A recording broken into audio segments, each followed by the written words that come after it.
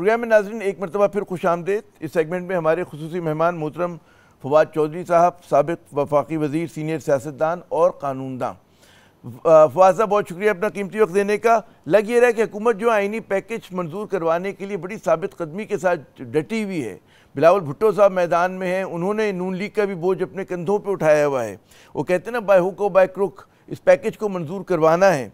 आपके ख्याल में अगर हुकूमत इन कोशिशों में कामयाब होती है तो क्या इसका असर पड़ेगा पाकिस्तान की सियासत पे मजमूई तौर पे? जी देखिए, आमिर, सबसे पहले तो समझिए कि कॉन्स्टिट्यूशनल कोर्ट का मतलब क्या है। कॉन्स्टिट्यूशनल कोर्ट जो है कि दुनिया में दो तरह के जो लॉज हैं, राइज हैं। एक है जो जर्मनी, फ्रांस और यूरोप के ज्यादातर मुल्कों में, जिसे हम सिविल लॉ कहते हैं, और एक है जो बरतानिया, अमेरिका, हिंदुस्तान और बाकी मुल्कों में है, हमारे पाकिस्तान में, इसको हम कॉमन लॉ कहते हैं।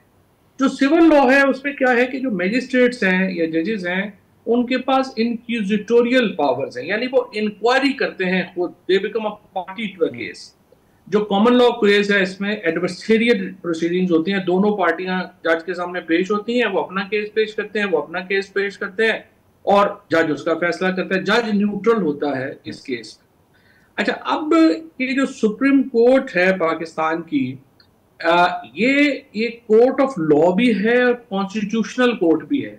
यानी आइन क्या है ये भी ये अदालत बताती है और कानून क्या है वो भी एक अदालत ये बताती है। अब पहले तो ये मसला है कि कॉमन लॉ कंट्रीज में सवाए साउथ अफ्रीका के दुनिया में किसी और मुल्क में कॉन्स्टिट्यूशनल कोर्ट जो है वो नहीं है। मसला क्या है कि अब फॉर एग्जाम्पल आप हैं, आपकी सैलरी के ऊपर टैक्स लग गया है। अब आपने जब सुप्रीम कोर्ट में जाके कहा कि जी ये तो आइन के खिलाफ है और कानून के खिलाफ है, अब आप मुझे बताएं कि जब ये कोर्ट होगी तो फिर इसका फैसला किसका हतमी होगा? सुप्रीम कोर्ट का फैसला हतमी होगा या आईनी अदालत का फैसला हतमी होगा? और फिर आप कह रहे हैं कि हमने एक्चुअली तो ये बोझ कम करने के लिए किया है।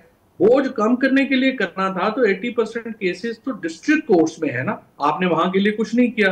अब आप सुप्रीम कोर्ट के ऊपर भी एक कोर्ट बना देंगे तो उससे बोझ कैसे कम होगा? बोझ तो बढ़ जाएगा, केस और लंबे हो जाएंगे, क्योंकि हर आदमी जो सुप्रीम कोर्ट से निकलेगा वो जाके आईनी अदालत में चला जाएगा कि सुप्रीम कोर्ट का फैसला गलत है। Effectively have to supreme courts and to chief justice, और एक रीबो-गरीब गन शुरू हो जाएगा जिसकी किसी को समझ नहीं कि क्या होगा कि बालादस्ती किसको और दूसरी होगी। बात किसको होगी कि और लॉयर्स का फिर इसके बाद देखें, इसमें ना वकीलों की प्रैक्टिस तो प्रैक्टिकली खत्म हो जाएगी, क्योंकि जो सिस्टम बनाया गया है हाई कोर्ट्स का, जिसको हम कहते हैं 199 की पिटीशन या अमूमी जबान में हम रिट पिटीशन जो कहते हैं, ये अमेंडमेंट्स आने के बाद वो प्रैक्टिकली खत्म हो जाएंगी। क्योंकि वो कहते हैं कि जहां पे भी ये प्ले आएगी कि ये नेशनल सिक्योरिटी है, हाई कोर्ट उसको सुन नहीं सकेगी, नंबर 1।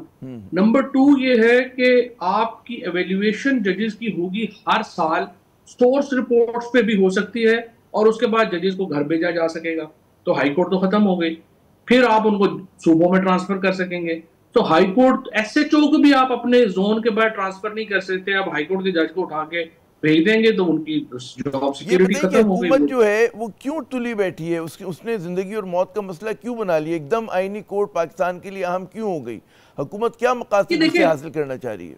लेकिन इसमें जिसने भी ये मशवरा दिया है, एस्टैब्लिशमेंट को भी और हुकूमत, एस्टैब्लिशमेंट को दिया होगा, ज़रा हुकूमत तो बेचारी यहाँ पे क्या, वो जो कह देते हैं उसके पीछे लग जाती है। तो वो मशवरे की कोई लॉजिक्स, अब तक जितने भी फैसले वैसे इन्होंने किए हैं, इन्होंने कोई डीप थिंकिंग उसमें की नहीं है, और ये भी एक वैसा ही फैसला होगा। उसकी वजह ये है आमिर, क्या देखिए कि आप पीटीआई से पहले लड़ रहे हैं, पाकिस्तान के जो लोग हैं उनके साथ एक बड़ी लड़ाई पहले जो है वो आप लड़ रहे हैं। अब आप क्या करेंगे?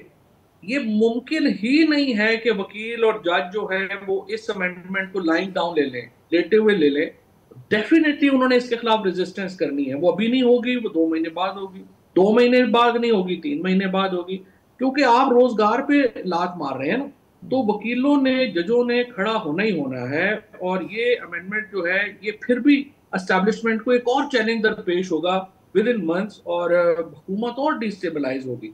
तो सवाए इसके कि फायद ईसा साहब को 3 साल देने बहुत जरूरी हैं और पता नहीं क्या हो जाएगा, वो चले जाएंगे, उसके अलावा तो और कोई इसकी मुझे तुक नहीं समझ आती। ना इसकी कोई कानूनी शक्ल के तौर पे इसकी कोई नजीर है, ना इसका कोई प्रैक्टिकल जो है वो फायदा हमें नजर आता है, और ना ही कोई सियासी फायदा एस्टेब्लिशमेंट को इसका नजर आता है। ये जिसकी भी स्कीम है वो तबाहकुन स्कीम है और इनको सोचना चाहिए।